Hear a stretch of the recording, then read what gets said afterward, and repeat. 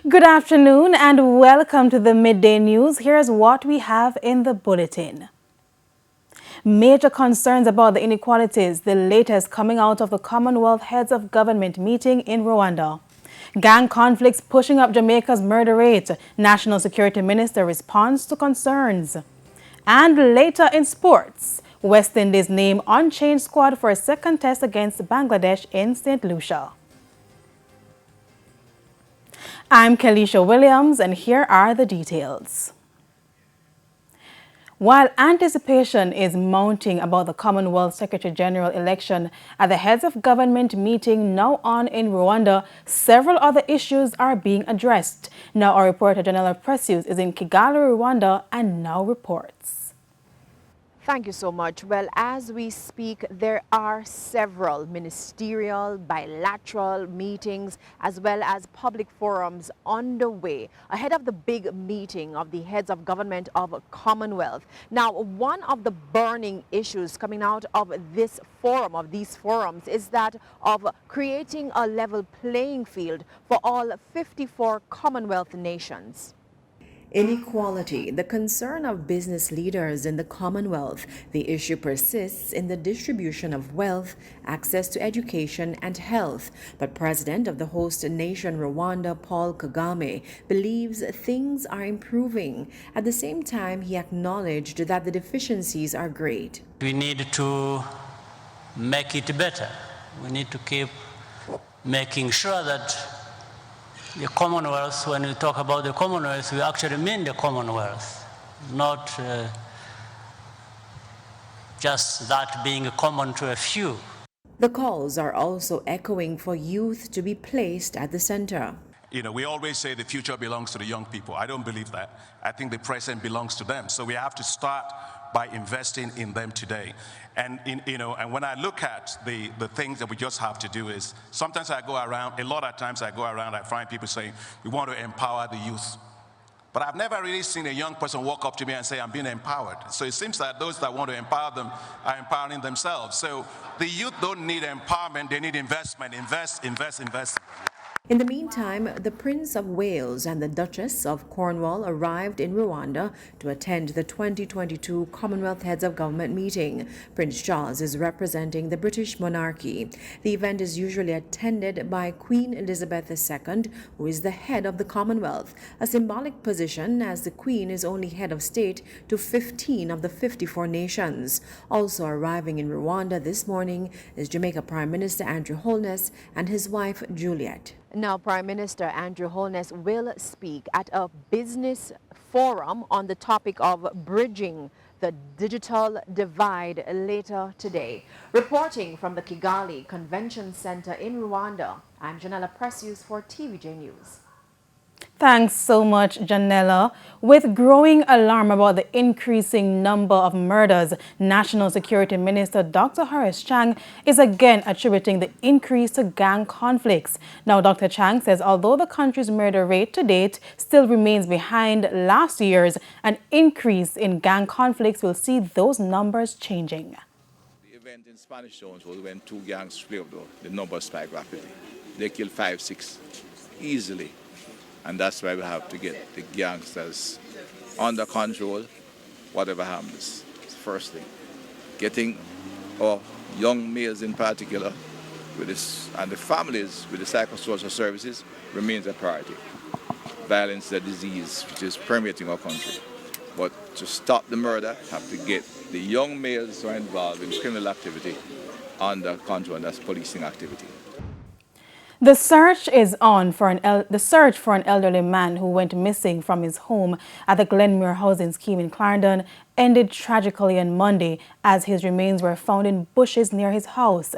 82-year-old James Carter, also known as Jim, who suffered from dementia, was reported missing on Monday, May 30. 3 weeks later, on Monday, about 1:30 p.m., residents stumbled upon human remains in bushes at Jackson Street, Denby, Clarendon, and alerted the police. Upon arrival of the police, the remains of a body, which was badly decomposed, was seen beside items of clothing. DNA testing will be done to confirm the identity, but the family has said the clothing found at the site are Mr. Carter's. The cause of the death is not yet known. In Portland, a health and safety crisis is looming in the community of Wida near St. Margaret's Bay. From breakouts of skin rashes to persons being injured on slippery roads, residents link the problem to an NWC pipe, which they said has been leaking in the community for over 10 months now. Medication and frequent trips to the doctor are now required to live in sections of Wida district in Portland. At least that's what the residents say. Swamp down there, so and no living here. The source of the problem lies below. According to residents, an underground water pipe has been leaking in the community for over 10 months now. Magic in there, mosquito, everything. Look down there, so. When you go down there and you look, it'll run back up on the other road, a swamp down there, so. And from health issues to safety issues, we were told some people were physically injured because of the slippery road. We cannot go in the lane with any taxi. Every minute the pipe then tear off. We report it times and times again. My neighbor here, so soldier youth drop right there, so I'm broken foot. Me gets damaged, my son get damaged, and nobody come and nobody say anything. Even the pit full of water, the house, the bottom cracked up. We can't do no telling me if we go and hack it up back, if we do anything, and let no know if we spread panic. Nobody come and say nothing to me. And on top of that, the residents bemoan the high water bills they have been getting from the National Water Commission, despite reporting the water issues in the community. $16,000 and $15,000 worth of water bill, and we can't get no water more than it's on and off. And each time we call, nothing has been done about it. We are pleading for them come fix it and come compensate people with them damage and everything we then do to people. See, like when they want to collect them, if you can do it too. However, when we contacted the NWC, all the commission said was that they got a report about a leak near the relift station over the weekend. According to Public Relations Manager Andrew Cannon, the pipe is scheduled to be repaired today. Kelisha Williams, TVJ News. And it's now time for a break on the Midday News, but stay with us. More stories when we return. Welcome back to the Midday News, and thanks for staying with us. Despite months of efforts by the Education Ministry, a number of students remain unaccounted for since the COVID-19 pandemic forced classes online 2 years ago. The situation has again pushed administrators for schools at the Yalas Primary School in St. Thomas to go in search of these students. Face-to-face classes officially resumed in January. However, for the acting principal of the Yalas Primary School in St. Thomas, Hensley Mackenzie, and other administrators, things have not been going smoothly. We need the parents to come out. We're not seeing them at PTA. We're not seeing them when we invite them at school. We are not seeing a number of students from COVID. So we are really trying our best to get in touch with these parents and these students. It's why the team of administrators decided to go into the neighboring community of Hampstead, where a number of the absentee students are from. We realized that a number of those boys were from the community of Hampstead. They have been displaying negative behaviors, so we decided that we'd start with the community of Hampstead. And as time goes by, we'll extend to other communities. Parents pointed to financial challenges because of job loss. We have spoken to some parents, we have spoken also to some youngsters, and we think that we have achieved a great deal. A lot of children in this community, sometimes they don't go to school so regular, and coming out to speak to the parents, I think it's a good idea. It's not everybody gonna reach out and come at the school and state them problem, but we don't know what go on because we don't live in the community. But we were in the community now, we can show you, say, all right, she's really unfortunate, that's why she now come out. This is the problem. So we don't really like that. A long time, come out parents-teacher meeting, and me don't want to be the first one to step up. You get what I said, so we can work with the school and we can get this done. As a pastor in the community, I was glad for the initiative, and it has served us well. We would want to continue this sort of operations where we look out for our children. The group consisted of representatives from the church, the school, the Victims Association, as well as a Child Protection and Family Services Agency. Teachers are being urged to take their health as seriously as they do their work. This after several teachers lost their lives due to COVID-19 and stress-related issues. Cody Barrett tells us more. Concerned with what's happening with teachers locally, Non-Invasive Screening Wellness Center from Florida in the United States reached out to the Ministry of Education Region 7 in Clarendon to offer its services, physical screening for signs of health issues. Manager Desmond Samuel says he recognized teachers live a stressful life and the screening will help them to know their health status earlier. They have to be doing two jobs. They have to be parenting and they have to be teaching at the same time, and it's a lot of stress. So teachers, well, in particular, they have stressful lives. And so with the screening, they're able to identify risk factors and they're able to take charge of their health just by identifying those risk factors. He also advised teachers to take charge of their health, to be cognizant of what's happening to them, and to take their vacation. Because it's one of the ways you can restore your health by resting. And God knows teachers don't rest at all because they are so preoccupied with a lot of things, life at home, life at school, and they don't take time out for themselves. The same sentiment is shared by the Regional Director for Region 7, Barrington Richardson. Take time for yourselves. You cannot pour from an empty cup. Our health is our personal responsibility.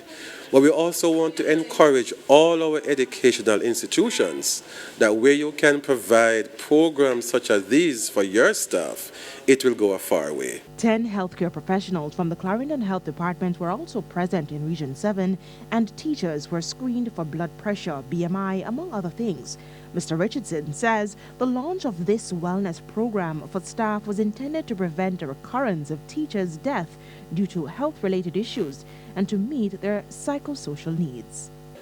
We have lost educators within the region in recent times, and as I would have said, that is never business as usual when we lose an educator. We have to stop, reflect. We also have to embrace the sad time with their families because we understand how challenging that is. And so we would have taken this onto ourselves that we want to do what we can do to mitigate any such occurrence among our educators. Codian Barrett, TVJ News. For a look into the economy, here's Codian Barrett with the Business Minute. The value of mining exports from bauxite and alumina is expected to improve to $507 million. That's 77% higher than last year with the pending reopening of the Jamaica plant. This forecast is less than half the levels of the $1.2 billion 5-year high earned in 2018 and well below the pre-pandemic earnings of $814.5 million in 2019. The Jamaica refinery in Clarendon was shuttered last year following a fire at the plant in August. The refinery is expected to return to pre-fire production levels in September. Global economy, Britain's inflation rate hit a new 40-year high of 9.1% in the 12 months to May as Russia's war in Ukraine drove food and fuel prices even higher. The Office for National Statistics said consumer price inflation rose slightly from 9% in April, the highest level since 1982. And here's a preview of what's coming up in this evening's health report. In this evening's health report, we look at stroke. We are plagued with the no EMS service. So if a patient is having a stroke at home and they don't have anyone to take them, there is no ambulance service to call that you can just dial a number 911 or 119 to take you in. Most times they'll wait on relatives or neighbors to take them. And that has been a challenge for us. We do have ambulance services, they're private. So you have to pay before you're assisted. So that is a big drawback. That's the health report in Primetime News at 7. And now for today's healthy living tip. Lose weight. Exercise more. If you drink, do it in moderation. Treat diabetes and quit smoking. And it's time now for the top regional and international stories with Sandy Williams. In regional news, the main opposition St. Kitts Nevis Labour Party SKNLP wants all travel restrictions put in place to curb the spread of COVID-19 to be removed to facilitate the upcoming general election. SKNLP says this is to allow citizens to return home to vote in the pending elections. In a statement, the opposition said the right to vote and participate in the democratic process is sacrosanct. Every Kittian and Nevisian, whether residing in the Federation or overseas, has a right to take part in the upcoming elections. On the international scene, the Pakistan military has expressed condolences over the loss of lives and damage to infrastructure due to a 5.9 magnitude earthquake and torrential floods in Afghanistan on Wednesday. In a statement on Twitter, Pakistan's armed forces said it stands ready to provide all possible humanitarian assistance to the people of Afghanistan. More than 900 people were killed after a massive earthquake hit the eastern part of the country. In a news conference, the Deputy Minister for Disaster Management also said that over 600 people were injured. The U.S. Geological Survey says the 5.9 magnitude quake hit an area southwest of the city of Coast in the early hours of the morning. It is the deadliest quake to hit the Haitian nation in decades. And those were the top regional and international stories. I'm Sandy Williams. And we head to a quick break. When we come back, we'll have your midday sports report. Renardo Brown is standing by. Renardo? It's been a long time. Welcome back. It's now time for your midday sports. Cricket is where we start, as Cricket West Indies have named an unchanged squad for their final test against Bangladesh starting on Friday in St. Lucia. CWI selectors, led by Desmond Haynes, made the decision to stick with the same 13 from the opening test in Antigua, where the West Indies came away 7-wicket winners. The Caribbean side will once again lean on the experience of fast bowler Kemar Roach, who was named a player of the match on Sunday after ending with figures of 7 for 74, including a match-winning 5 for 53 in their second innings. Haynes, through a press release on Wednesday, noted that the players selected showed discipline and are 100% giving their best. He also noted that Bangladesh are not to be underestimated, especially following a good bowling performance. The full squad reads Craig Brathwaite, Jermaine Blackwood, Nkrumah Bonner, John Campbell, Joshua Da Silva, Alzari Joseph, Kyle Mears, Gudakesh Moti, Anderson Phillip, Raymond Reefer, Kemar Roach, Jaden Seals, and Devon Thomas. And Jamaican Chris Gayle has been named ambassador for the 60, a new T10 tournament, which was launched today by Cricket West Indies and the Caribbean Premier League. The inaugural season will take place from August 24 to 28 in St. Kitts, immediately before the CPL season, and will feature matches between all 6 men's franchises and the 3 women's teams, with squads expected to be at 85% strength. The format is predominantly a T10 competition, but features several notable differences, such as each batting team having 6 wickets rather than 10. Batting teams can also unlock a floating third power play over by hitting 2 sixes in the initial 2-over power play. Teams will also bowl 5 consecutive overs from each end, rather than switching ends after each over, and if teams fail to bowl their 10 overs within 45 minutes, a fielder will be removed from the final 6 balls. Fans will play their part, as they will be able to vote for a mystery free hit via an app or a website. Now, Gayle will act as an ambassador for the 60, and West Indies players will be available after their ODI series against New Zealand, which finishes on August 21. Some overseas players are also expected to arrive early to play in the tournament, though a clash with the end of the hundreds group stages will rule some out. Now in football, with the team yet to score from open play in over 180 minutes, Under-20 Reggae Boys head coach Marcel Gayle says the approach must be to attack Antigua and Barbuda as the 2 teams meet in their Group D fixture at the CONCACAF Youth Tournament in Honduras this afternoon. The Jamaicans are second from bottom with only a point from their 2 games, following their 5-0 hammering at the hands of Honduras on Monday. They can, however, finish second on goal difference should Costa Rica lose their game against Honduras at 4:30 p.m. But for that to happen, the Jamaicans must win their contest by at least 9 clear goals.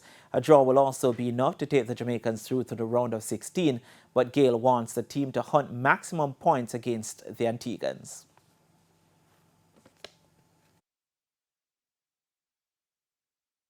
Looking forward to Antiguan game. Basically, we know what is expected of us. We also want to go out there and express ourselves again. It's a must-win. It's a must-win situation, and we are all going to blaze in the go there. I represent well for the nation. The Jamaica game kicks off at 2:30. And finally, leaders Chaperton Marooners will look to continue their perfect start to the Jamaica Football Federation Tier 2 competition this afternoon when they travel to the York Sports Complex to take on Baptist Alliance at 3:30. The Lenny Hyde coached team have 5 wins from 5 this in the competition to lead on 15 points ahead of Falkland United on 13, while Baptists are on 7 points and 6th on the table. Falkland await third place Portlanders, who have 9 points at Westport Park in a 3:30 clash. Treasure Beach, who are also on 9 points, welcome Albion Mountain to Bread's Sports Complex. The other games are Wadada opposing Limehall Academy, Falmouth United entertaining Hopewell United at Elliston Wakeland Centre, and Downs Youth Club at home to True Juice. The top 2 teams qualify for next season's Jamaica Premier League. And that's it for your Midday Sports Report. Kalisha, it's back to you. Thanks, Renardo. And that's the Midday News. I'm Kalisha Williams. Join us at 7 for Primetime News. On behalf of the news, sports, and production teams, good afternoon.